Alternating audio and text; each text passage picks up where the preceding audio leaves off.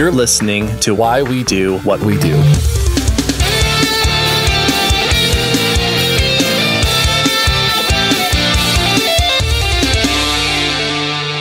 Welcome to Why We Do What We Do. I'm going to be your pro-science host, Abraham. And I'm going to be your worst gift-giving host, Shane. Merry Christmas, y'all. Man, that's a great one. Speaking of which, we're fresh out of the holiday seasons. Thanks for tuning in. Yeah. Or at least out of the Thanksgiving holiday season. Yeah. We're coming up now on the next big one. Yeah. And so hopefully your tofurkeys were plump and delicious. Indeed. And so, yeah, we're going to be talking about, let's set this up this way. We're talking about a topic that could certainly come across as being misrepresenting or even judgmental, right? And the reason that we're talking about this is that we're taking a pro-science stance against something that is definitively anti-science. Yes. Right? Yeah. So that's the goal today. So just to be clear, as we're going into this, the position we're coming from, there are topics that are particularly oriented toward a group of people, a set of ideas, a set of preferences, that sort of thing. The reason that we're going to be taking them to task is because they are exploiting vulnerable populations for a huge profit in the name of an anti-science value. Absolutely. And you'll see kind of what this looks like as we go over the examples. It's kind of what we've discovered going into the holiday season. It's the theme of the show. It's all fine until somebody dies. That's right. And so, like, you'll see that, like, as we talk about some of these topics, there is financial harm that comes along with these things that are touted as cures, as beneficial to people. And it's kind of like, you know, different industries. When we talk about like the vitamin industry and we talk about other things, when it becomes unregulated and anti-science, it becomes harmful to people who believe in this and becomes harmful to people who like buy into it. So this is where we're coming from, is that this can be harmful to a certain group of people that can't critically evaluate how this stuff works. Right. Now, just also as a very quick PSA, my cat apparently needs all of my attention right now. So I'm hoping that it's not distracting the audio as it comes through, but I think he's going to be hanging out with me during the recording of this. I'm going to try and keep it so that he is not distracting. Yeah, it'll be good. We got a visitor, a podcast guest today. This is our third host, I guess. Yeah. So I don't think we've actually mentioned what we're talking about, have we? No, we haven't. We are talking about Goop. As Shane pointed out before we recorded, or before we hit record, this is Goop with a capital G. Yeah. We're proper noun Goop. Right, not the stuff you find underneath the trash can in your kitchen Goop. This is the uppercase G, proper noun Goop. Yeah, so in today's episode, we're going to talk about this brand and kind of what it is, but we're going to try to answer some questions around it. So some of the questions are, what is the health and wellness brand Goop? Is it the only producer of the, quote, ultimate G-spot vibrator, end quote, or the, quote, oh nut, end quote, penis buffer to control how deep somebody might penetrate? Or how about the new DTF plant-based sexual wellness pills for women? Oh no, Goop is so much more. So much to unpack already. This started as an insightful newsletter for women curated by Gwyneth Paltrow in 2008, but has since grown into an online purveyor of everything from social commentary, sex accessories, clothing, beauty products, podcasts, recipes, travel tips, and more somehow. But it's geared toward all or really only elite few. Well, okay. Well, it depends on you know what your sort of range is. If you're buying $90 t-shirts and $15,000 gold dildos or fancy podcasts, we're not pointing any fingers, dear listeners. Yeah.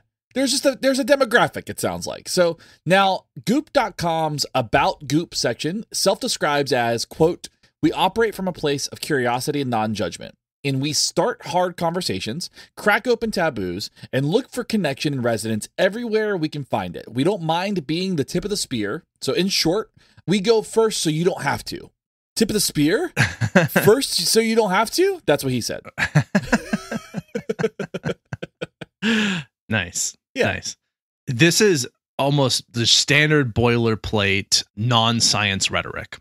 If I were to start an anti-science conspiracy brand that I suckered people into giving me their money, into making terrible decisions and hurting themselves and others around them, then the way to go about doing it is to tell people that you're on the cutting edge. To tell them that, what you're doing is to, we're shaking up the norm. We're putting in, we've found this thing that nobody else knows about but us, and now only you can know it too for a small fee. Right. Here are the anecdotal reports that tell you that. Exactly right. There's so many red flags in that statement that show up with people who have these mythic sort of anti-science positions that I can already see, where they're coming from, but I also can already see why it works. And I think it's worth digging into why this kind of rhetoric works on people, because it's basically set up to exploit your vulnerabilities and lie to you. Like, one strategy is to paint yourself in the light of your enemies that people have allegiance toward. Right. And to accuse your enemies of doing the things that you yourself are doing.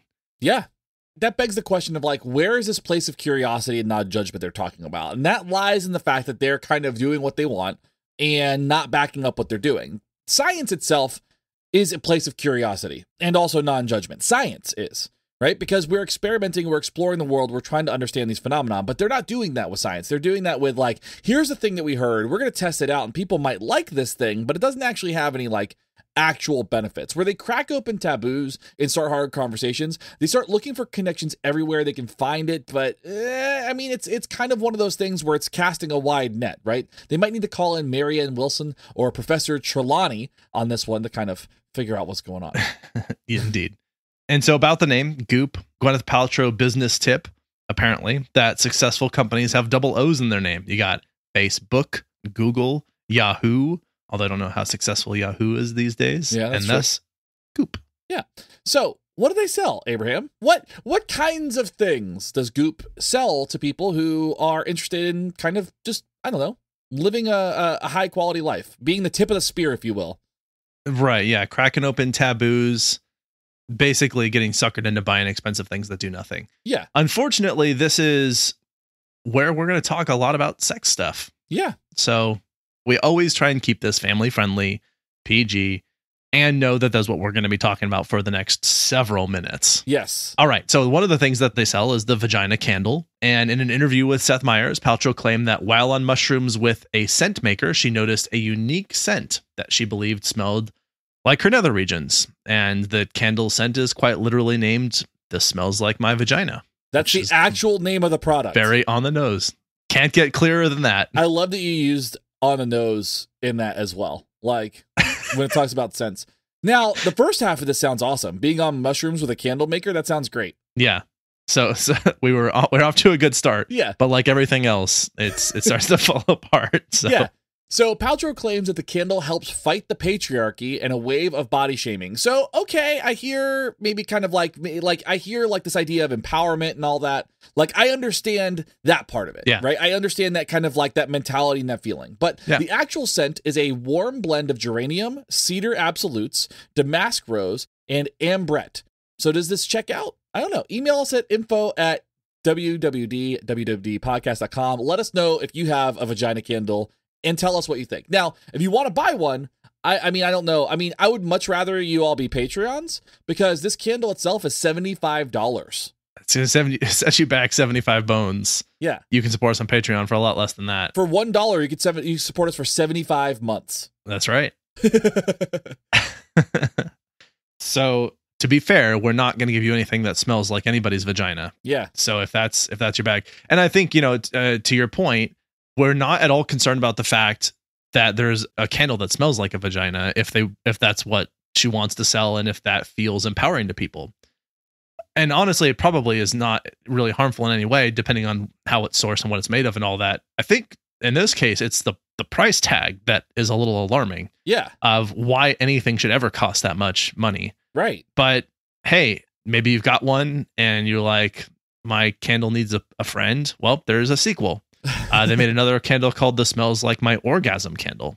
Mm-hmm. That's, again, on the nose.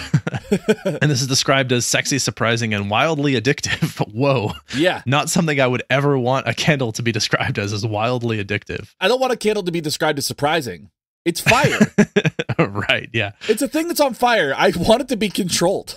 Yeah, I want the candle to do candle things. Yeah. This one smell is comprised of tart grapefruit, neroli, and ripe cassis berries blended with gunpowder tea and Turkish rose.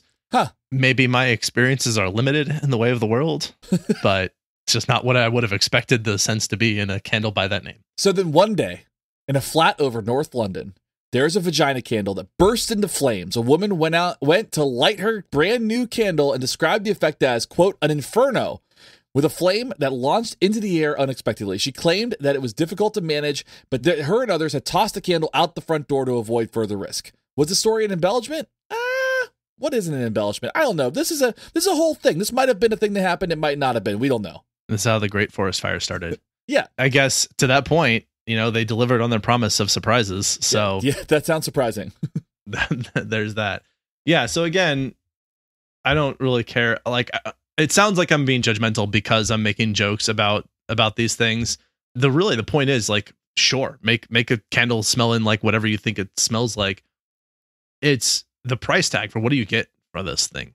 Maybe just mix the scents yourself. And arguably, as we go through these other products, which we're going to highlight in a second, that's probably the least harmful one. Yeah. If that was all they sold was candles with provocative names, then it'd be like, cool. Like, sure. I mean, expensive, like crazy expensive, but there's lots of crazy expensive things out there. Yeah. That seem to have no real utility. So, right. Sure. Yeah. Sell your scented candles that are very unique. That's fine. So let's start getting into the things that maybe are more problematic. Yeah. So we have these Dtf pills. These are supposed to boost female libido and combat things that threaten libido, such as stress and anxiety, hormone changes, exhaustion, and age. Okay. Sounds good, I guess. What's in it? So we have libifem, fenugreek extract, shatavari, and saffron extract. And if you'll please put on your earmuffs to block the mandrake screams too, that would be lovely. So this is just one of those issues where I don't know if we've talked much about the supplement industry, but with these unregulated markets, they can kind of just put anything in whatever. There was actually a study that was done a few years ago that found that they pulled supplements off the shelves at Walmart's. There were some supplements that did not contain even 1 iota of the thing that they was supposed to be a supplement of. Right. And in fact, that actual compound or chemical was in other supplements that said that they didn't have it. Right. Because they don't care. They don't care. Like, they're just basically filling plastic pills with whatever sawdust they have lying around the floor and then selling it as a supplement because it's an unregulated market. Right. A lot of the time it's harmless. It does nothing because it's just organic matter that came from somewhere. Like, it's some of them are ground up house plants. Right. Was found to be in several of them. And it's like, this is not going to hurt you. It's not going to do anything for you, but it's not going to actually hurt you to take it. Now, if you're taking that to the exclusion of actual medicine, that can be dangerous, of course. And a lot of people do. And that's where I think the real harm comes in here is if you're taking something like this to the exclusion of actual medicine. Now, the thing that it's supposed to treat is not necessarily something that you'd get a lot of prescription for, I think. I'm really not familiar enough with, I guess, the medical prescriptions around things like libido. Yeah. I don't know where Western medicine is at on that thing.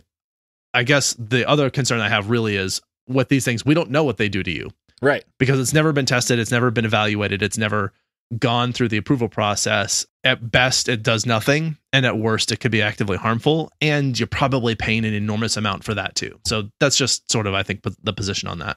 Yeah, absolutely. And also, if you're not familiar with what the term DTF means, we're going to keep this family friendly, but we'll just say it's down to something. Down to something, okay? Down to fun. Down to fun. Down to frolic. Down to frolic, yeah. So another thing they sell is vibrators, okay? And that's fine. Like, sex toys are fine. People sell them all the time. But the company's very first vibrator was released on Valentine's Day this past year, following extensive testing during the pandemic lockdowns. And in a witty comment made during their promotion, Goop states, quote, "We've tested a lot of vibrators over the years, a job we take seriously, knowing that great vibrators lead to great orgasms. Basically, it's a pleasure," end quote. So give that PR a raise, that person a raise, because they nailed that. That's awesome. I personally, I love this. I think this is great. I think it's great. And actually, there's nothing wrong with pleasure seeking. So like, if this is something that works for you, you know, and we'll get into some of the stuff about this too, but like when it comes to like the use of sex toys, there are certain materials that are more or less dangerous. There are certain things that you would want to access that are like cleanliness things. The problem is not the vibrator itself, except it's $15,000 if it's a gold vibrator. That's a different problem. That's where that price tag becomes a problem. And also, I cannot imagine that it's anywhere near safe to put a soft metal in your body. A fair point. That's something that we have to consider when it comes to this stuff. You know, we have experience as a species putting lead in our body, which is a soft metal, and that didn't go too well. Yeah, I mean, we look at the 70s and all the serial killers that were going on. Not that all metals are created equal. Obviously, they have different effects, but no, and honestly, I think I would be like, awesome, buy all the vibrators you want. People experiencing, you know, what they experience with vibrators, great. Like, no judgment whatsoever, except that I'm really happy that they can do that. In this case, as you said, price tag, don't know what that's going to be. It can be extremely steep. We know with the gold ones.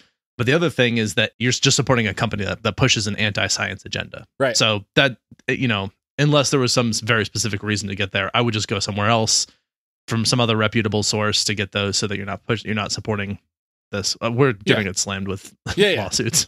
I don't know if we made this comment before, but like when it comes to soft metal, could we consider Metallica soft metal? Yeah, I think, you know, and like Papa Roach. Yeah, Papa Roach is soft metal. Yeah, I like that. So another thing they sell are these Jade Eggs. Okay, so stick with me on this. Stick with me on this. For $66, you can buy a Jade Egg. And the idea is that it's inserted into the vagina to, quote, increase muscle tone, hormonal balance, and feminine energy. Now, Kegels. Understanding how Kegels work, that is a strengthening exercise. So holding something with your vagina might strengthen those muscles. However, hormonal balance, feminine energy, that gets into kind of that pseudoscience territory, that like metaphysical territory. And so much so, in fact, that in 2018, Goop had to pay $145,000 in civil penalties for unsubstantiated claims that vaginal Jade Eggs would balance hormones and regulate menstrual cycles. So this was a claim that they made. Now, the company is banned from making medically unconfirmed statements, #fake news, but continue to sell this product. So they don't actually make claims that this thing does something. What they do instead is they just make a different claim where they say may have benefits or something like that, but they can't make any unconfirmed or unsubstantiated medical claims. Right. So we have a lot of things to cover, so we can't go super in depth on just the Jade Eggs, but I think suffice it to say there's a lot of claims about what they're supposed to be able to do. And they're supposed to be able to, for example, create a more intense orgasm, reduce the risk of leakage and promote healing, reduce the risk of uterine prolapse, reduce symptoms of incontinence, all kinds of things like this. It's supposed to strengthen it, to make it a stronger grip during sex is how they describe it. The science on this is actually pretty clear. There hasn't been any scientific research on the risks or benefits associated with using Jade Eggs. And quoting someone named Streecher, they say it's a hoax, a very expensive hoax. Using a Jade Egg isn't going to restore your hormones, cure incontinence, make sex more pleasurable, or help heal someone's trauma. And actually, furthermore, that the proper training to support these involves relaxing those muscles, not creating tension.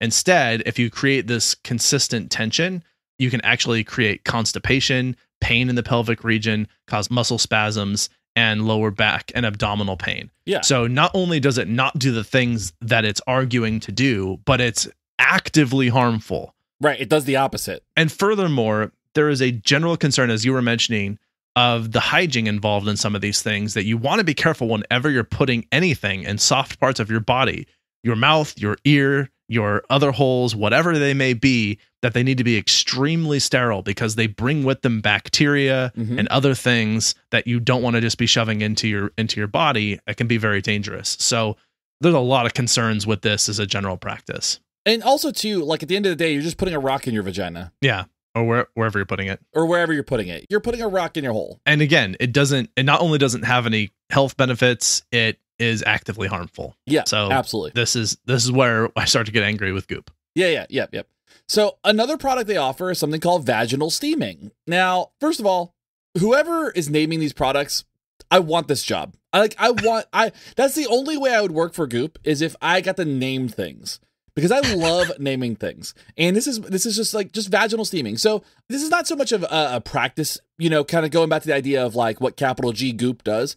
It's not a product. You're not going to go buy vaginal steaming. It's an actual practice that they talk about. But we, nor most sane people, are suggesting this. Now, for that reason, we're going to leave it to you to Google what vaginal steaming is, and we'll not be supplying any directions in the show notes. This is a family-friendly show, and we will, however, be happy to tell you how to tie a cherry stem in your mouth. We'll share that task analysis for you, and that allegedly proves something sexual and is also far safer than vaginal steaming. So, we'll give you that one. And suffice it to say, I think that this is another potentially extremely dangerous thing to do. Right. With no scientific evidence for any medical benefit whatsoever. Right. All right. Let's talk about bee sting therapy. This is a thing that came up a few years ago with Goop, and it basically is what it sounds like. Now, they like to call it live bee acupuncture or apipuncture, used to, in this case, target inflammation and swelling. Allegedly, the bee's venom swims through your veins and helps cure ailments. This is terrible advice. Yeah. Given the potential for many people to have an allergic reaction to bee stings alone, this is terrible advice.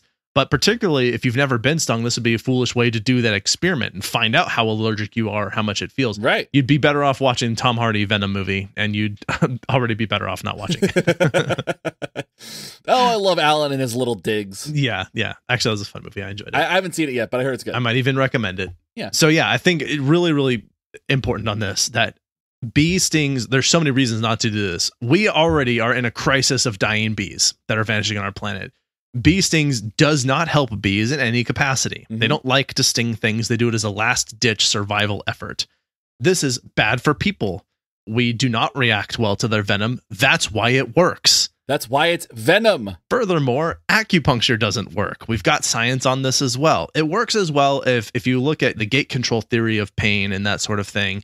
It works like a placebo and like a distraction. Right. Which you could do with a lot of different ways. It doesn't actually cure or help anything.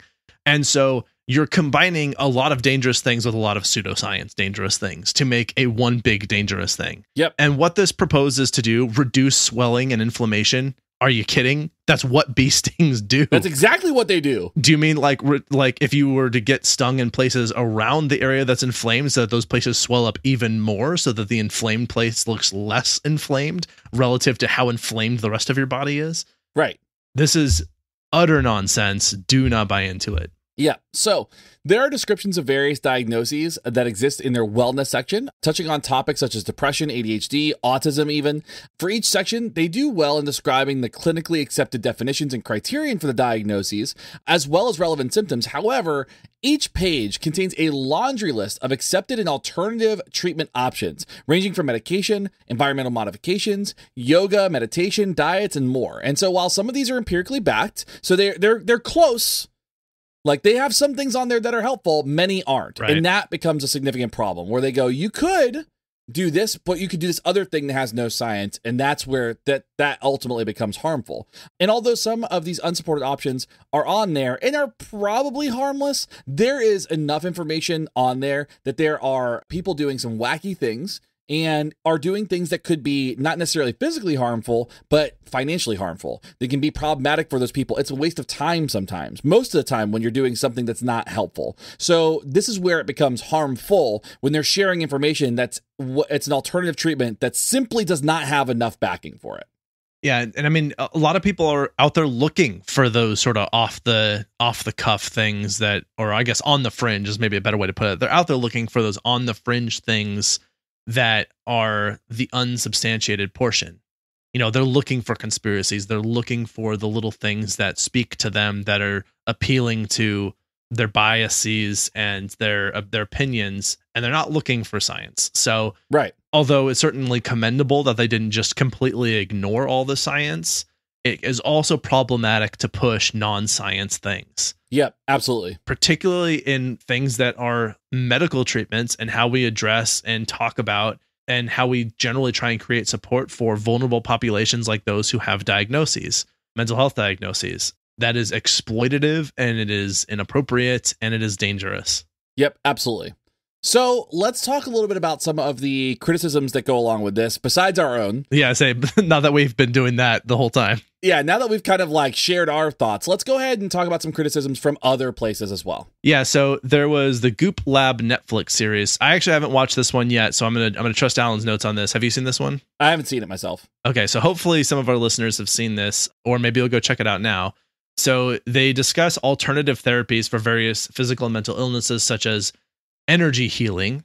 This is uses a chiropractor trying an energy exorcism to relieve the body of stress and trauma, imagining ancient Egyptians from our mummies episode with their tool picking the brain out, just saying, I almost got you, little bastard. Come on.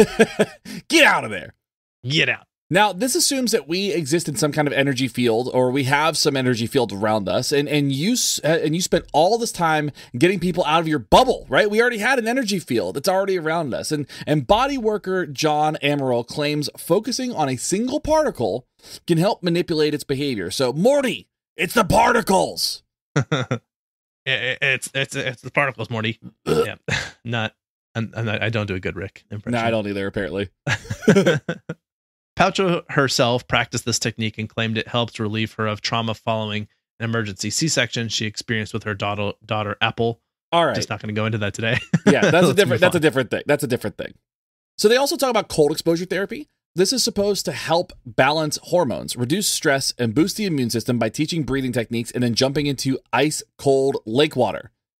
Did you know the extreme athlete who Paltrow consults for this claims that, quote, if you learn how to breathe deep, you can go into the cold water and adapt. You become the alchemist of life itself. End quote.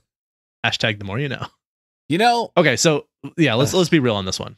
Yeah. So some studies have indicated the benefits of cold water therapy to treat pain after operations, but there is far more immediate risk of hypothermia, shock, and drowning if done recklessly or with the false belief of curing other types of ailments. So this is dangerous. If you go watch polar bear club videos where people jump into icy lakes, they jump in and they get right back out. They don't go swimming for miles and miles and miles. They're done. It's like, this is cold. This sucks. Yeah, you can train yourself to adapt to the cold. A lot of deep sea divers have to do this anyway. Particularly people who already live in super cold areas know how to do things like this. Right. And it also, again, there does seem to be some legitimate benefit to cold exposure in a safe way. The problem is it's not super precise right now, and we don't exactly know how it works. And the way that it can be done can be extremely dangerous. There's those cold therapy chambers that people go in. Right. There actually is evidence to suggest that they do work, help remove belly fat, for example. But they also use a chemical that if you breathe it in can be extremely dangerous. Right. So they really try to make sure you don't do that. But it really only takes one inhalation to mess you up. Potentially be fatal. Yep. Yeah. So it's one of those things where, like all good lies, there's a nugget of truth to a lot of these things. Right. Except the Jade Eggs. There's no truth there. Yeah, no truth there. And the bee stings. Yeah. Okay. This is where we're going to get really in the weeds with this. We could totally do that. Now, yeah. Another criticism is that they talk about psychedelics, and Paltrow supports the use of mushrooms and other psychedelics to help alleviate such things as addiction, anxiety, PTSD, those other types of diagnoses. And unfortunately, she mentions a criticism of more widely adopted options such as cognitive behavioral therapy, which, okay. Now, unfortunately, many people experiment with these substances without the oversight of medical professionals, bringing their efficacy and safety into question. Now, the thing is that we know there's a large body of literature that supports things like cognitive behavior therapy, behavioral interventions for these types of diagnoses. Now, we're not going to get into the weeds of all the science on that, but for her to outwardly criticize actual science while talking about uncontrolled substance use is a significant problem. And at least as of 2020, both LSD and mushrooms were listed on the UK as Class A drugs, which possession includes a maximum sentence of 7 years in prison. Come on, England. Go listen to the new Adele album and chill out. Yeah, 30 is coming out. And we did a series of episodes on psychedelics. We have no problem necessarily with the potential use of psychedelics. And honestly, one of the things of, if people want to take drugs, I generally would not advise doing so, but if you're going to, there also is some evidence to suggest that some of these drugs are much less harmful than others and may even have some medical benefit. So I really don't even feel like I'm in a position to recommend one way or another with a lot of them. Right. I think the particularly addictive ones is probably useful to try and stay away from. Yeah. But for the most part, the issue here, as you said, is criticizing science-based and evidence-based practice in favor of something that's barely on the cusp of emerging science. So could be beneficial. We hope there's a lot of utility there in the future, and stick with science. Yeah, I mean, the thing is we're seeing this play out when it comes to vaccines too. So you've got vaccines and you've got people that like Joe Rogan that are touting ivermectin, and then like now Joe Rogan's a horse. That's what you get. That's what you get. That's what happens. That's what happens when you do non-science things. So I mean, the idea here though is like, again, like there's legitimate science out there, and then you have people who are not science experts criticizing scientific based practices. That is dangerous. That is why you have the Jenny McCarthy's of the world. Right. That's why you have those things going on where people are drinking bleach or like trying to swallow lights to kill COVID. Okay. So these are different issues. Now, another criticism of capital G Goop is the prices. And Goop will occasionally offer deals like 40% off their products, which will still break your bank account even at the discount prices. So some examples include a $425 kitchen knife. Because again, they're not just purveyors of sex toys and vagina candles. They sell all other things. Right. A $1,220 casserole dish and a $7,425 lamp. Yeah, so you could buy a car or you could buy a lamp. I love lamp. I love lamp. I was going to ask too. I'm like, how much should a really good knife run you? Because, I think arguably one of the more expensive knife sets you can get in this country are like Cutco knives, right? They set up in the malls and they like try and sell you simple products. I have Cutco knives. I really like them. I find a lot of value in those knives, and they're very expensive. Like that's not for everybody. You don't necessarily need to have knives that cost that much that are at that quality. Right. I mean, I generally would recommend them if you can afford them, but certainly if you can't, that's very understandable. They're expensive knives. Right. We're looking at like $70 a knife. Right. And to me, that seems insanely steep.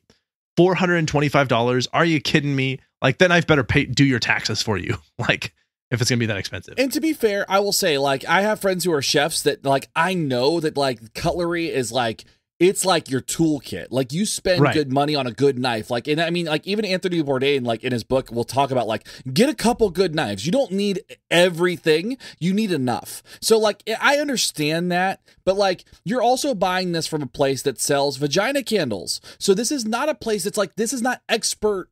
Like, these are not leaders in the industry on this stuff. And I think that's another thing too. This is not their expertise. Yeah. This is a product that they carry. Right. And then that lamp price tag. I mean, there's literally nothing a lamp could do that would make it worth that price tag. Not one thing in the entire universe could that lamp do.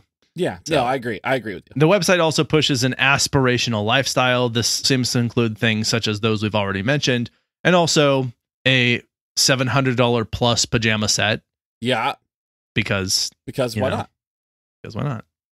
Some have compared Paltrow to Martha Stewart and dabbling in eccentricities, but for comparison, Martha Stewart maintains a healthy relationship with accessibility and reality through her everyday brand at Kmart. So she does sell things that are affordable to most people. Straw poll for our audience, Walmart or Kmart? Since one of them is out of business, I think I know the answer. Yeah, I think there's not really another way to go about that. Yeah. And Paltrow's response to the prices, she told the New York Times, quote, "Our stuff is beautiful. The ingredients are beautiful. You can't get that at a lower price point. You can't make these things mass market," end quote.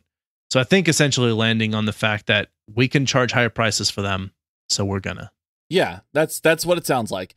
It's just consumerism at its finest. I mean, that's all it is. Just capitalism at its like really. It's capitalism working. Yeah, that's what it is. Late stage capitalism. That's all it is. The outrageous claim that, quote, negativity could manipulate the physical environment. Spoiler alert, it doesn't. Okay, we know that. We can recognize that. Go ahead and be your negative self. You might be an asshole, but you won't be causing earthquakes. Yeah. And I think that's an important distinction. You're not going to crack the ground with your pessimism. What you're going to do is you're probably going to break up some friendships. Your people aren't going to want to invite you to dinner, but you're not going to end the world. Yeah. And so if the argument is like that negativity piece, it doesn't fly. Yeah, I think the recommendation here is being clear that being negative is not going to make you happy. As a matter of fact, it's probably going to make every day suck for you. but it's not going to actually affect the physical environment. And maybe I'm trying to think of an experiment you could do here. You could do one where you like paint two different sections of wall in your house, and one of them you go yell at and be really negative to, and the other one you say nice things to, and you see which one peels faster. And if you believe in your heart of hearts that there's going to be any difference whatsoever, I really encourage you to do this experiment. Yeah. And I want to focus on, or I want to point out, like, don't sabotage the experiment. Don't just peel the one that you're being mean to just to make yourself right. Or maybe do it with something like pick a few sports teams, and just start. Well, no, then you just pick ones that are going to lose. Right. Do something that you have no control over, and do that. See if you can influence the world. Why does this persist? Why is Goop still around?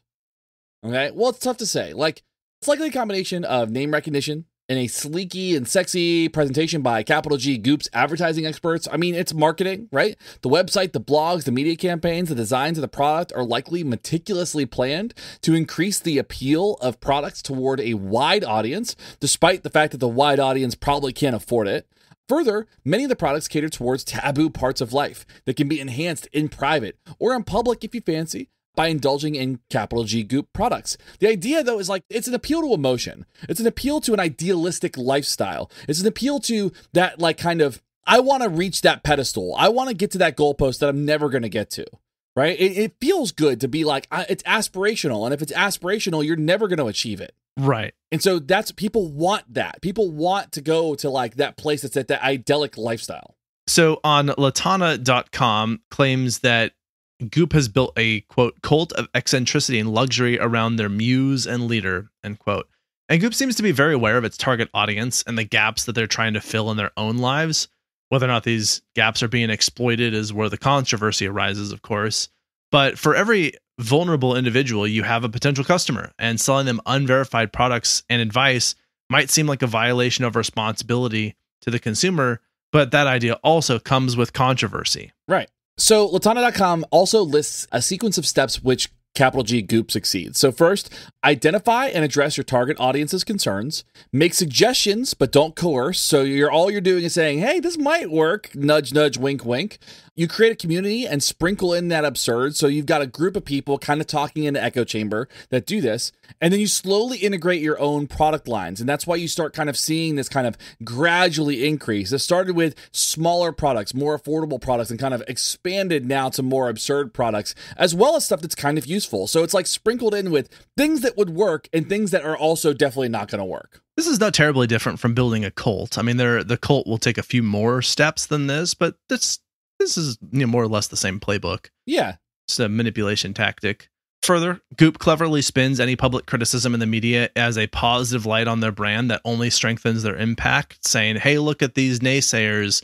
They're accusing us. They don't want you to know the truth. That's another huge red flag, by the way, when someone's saying, like, they don't want you to know the truth. Only we know the truth. Yeah. I don't even know how to understand and wrap my head around the level of just bold-faced narcissism that is in that, Yeah. And also, like, we're not experts, but that's a good thing. Don't trust the expert. The people who've devoted years of their lives to this, they're just lying to you. Right. What?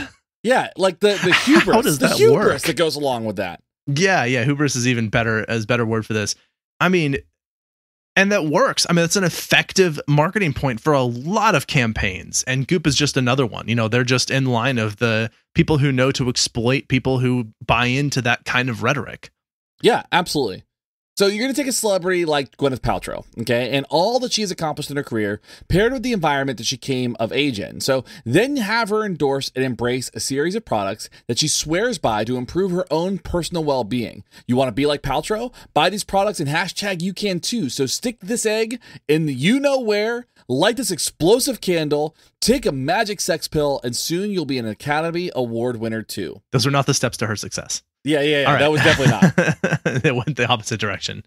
Become famous and then trick people into buying stuff from and then ruin your career. Points. Yeah, exactly. And somehow be in Marvel movies.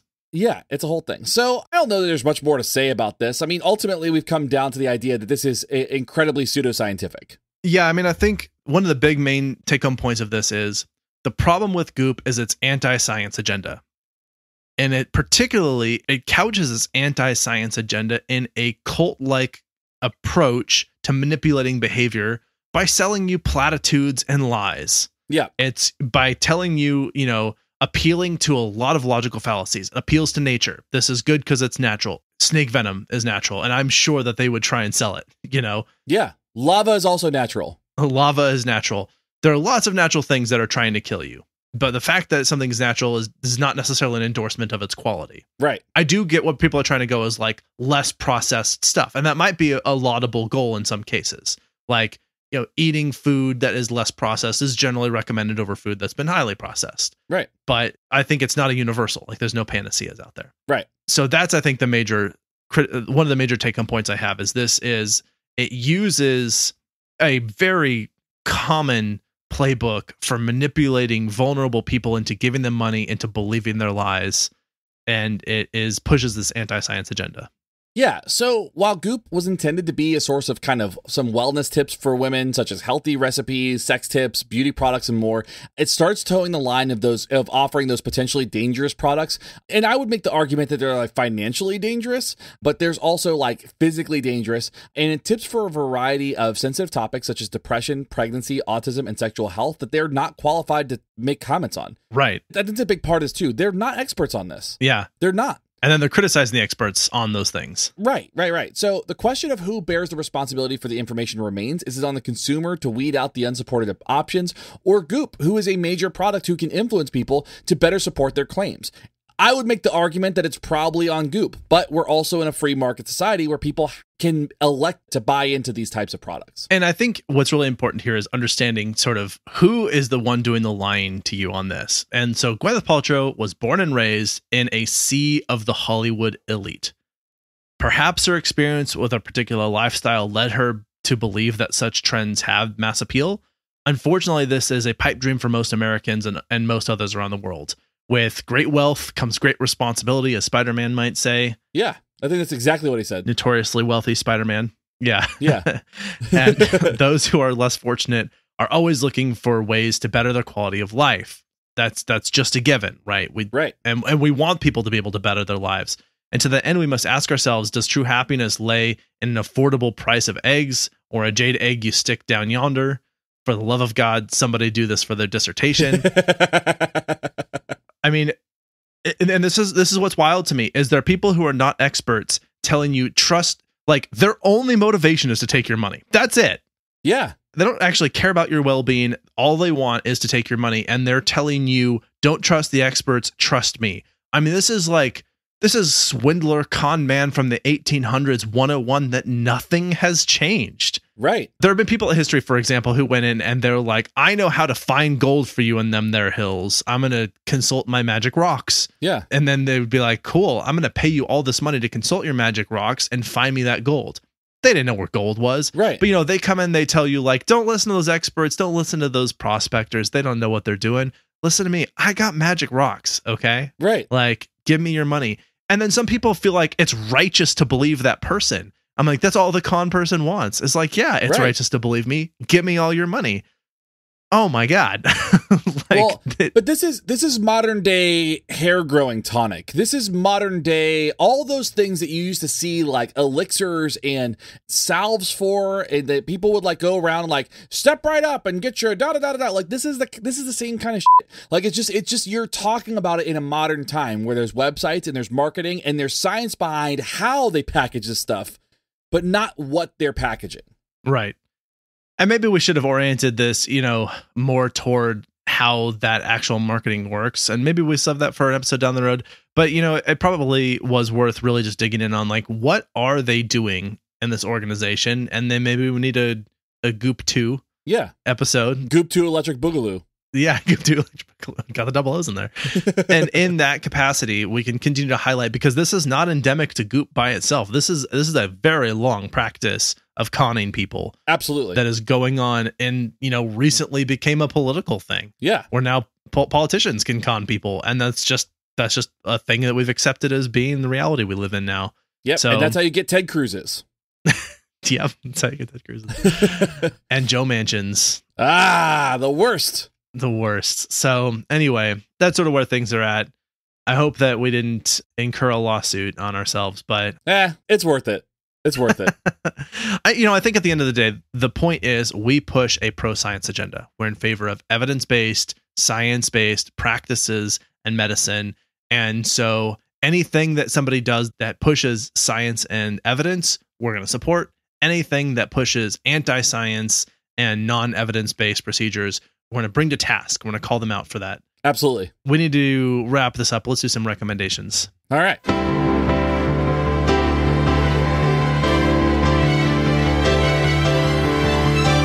Recommendations. As we're leaving the fall season and entering winter, I think there's one beverage that people can enjoy no matter what time of year it is, but especially during this time, and that is apple cider. I love me some apple cider. I love warm apple cider, a little bit of caramel in it, swirl it with a cinnamon stick. Hot damn. But I also like cold apple cider. I will drink jugs of apple cider. I don't know if you prefer, I know you don't prefer this, but some people might do this. I enjoy a little bit of whiskey in my hot apple cider or my cold apple cider, and it's nice and warming. It's like liquid sunshine. Okay? Like people always talk about Florida being like the sunshine state and talk about oranges. That's not where it is. It's apple cider, and that's where it is. So go get yourself a glass of apple cider and just live it. That's awesome. Yeah. Definitely. I can get behind some apple cider. I don't drink a lot of apple cider, but not for, honestly, it's just, I just don't make the effort, but it's totally worth it. It's awesome. Totally. The grocery store I go to has a Honeycrisp apple cider, which is like next level. Oh man. Mm-hmm. Stepping up their game. I'm saying. All right. I am going to recommend a movie. So I am way behind on this because sometimes I don't get to go see movies when they come out in theaters, particularly when they come out during a pandemic. The movie A Quiet Place Part 2. Now, you recommended A Quiet Place Part 1, and I also really enjoyed that movie, and I thought A Quiet Place Part 2 was super good. Strong recommend, very well directed, well acted, very well written. The opening sequence of this movie is like extremely engaging and well done. So I guess I couldn't heap a lot more praise on it than that. It's not really currently available at the time that we're recording this on any of the streaming services. Hopefully it will be by the time this comes out, or it will be soon thereafter. But if you can, go watch it. A Quiet Place Part 2, super good movie. I like it. I support that recommendation. Also, I guess warning, it is technically like a monster horror movie, so there's violence and just scary in time things. For the holidays. That's right. Merry Christmas. Speaking of monstrous horror, we're planning to do an episode on the origins of Santa Claus. So. Yep, get ready. Again, all fun until somebody dies, and there will be heads rolling. Yes. That is the theme of the show apparently now. Why we do what we do until somebody dies. That's right. Okay.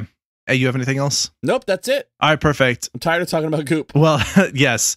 If you are a Goop, would like to tell us about Goop, would like to share a recommendation for your favorite fall treats or movies, if you would like to stand in defense of Goop or expand on why their scare tactics work to trick so many people into believing their lies, please reach out to us. You can email us at info@wwd.podcast.com. You can also reach us on all the social media platforms at that same handle.